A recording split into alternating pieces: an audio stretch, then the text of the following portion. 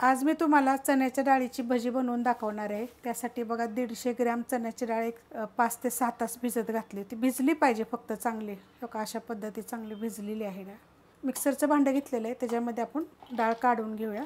त्याच्यामध्ये टाकायचं छोटा अर्धा चमच्याला कमी असा ओवा, छोटा 1 चमचा धने, छोटा अर्धा चमचा जिरं आणि मिक्सरला काय करायचे ह्याचं दरदर करून घ्यायचे। एकदम पेस्ट अशी करायची नाही आपल्याला, तर अशा पद्धतीचे पाहिजे आपल्याला। तर हे मी एका वाडग्यामध्ये काढून घेते। त्याच्यामध्ये टाकणार आहे लसूण, थोडंसं आलं, हिरवी मिरची कुटून घेतलेली आहे। कमी तिखटवाल्या मिरच्या तुमच्या तिखटाप्रमाणे घ्यायच्या मिरची। त्यात टाकणार आहे एक छोट्या आकाराचा कांदा, थोडीशी टाकायची हळद, थोडीशी टाकायची हिंग पावडर। त्यात टाकणार आहे बघा कोथिंबीर, चवीप्रमाणे टाकायचं मीठ, 1 चमचा तांदळाचं पीठ घेतलेलं आहे आणि त्याच चमच्याच्या मापाने सेम 1 चमचा चण्याच्या डाळीचं पीठ घेतलेलं आहे। आता ह्याला काय करणार आहे माहिती आहे का, मी फेटून घेणार आहे। थोडंसं टाकायचं 1 चिमूटभर फक्त खायचं सोडा।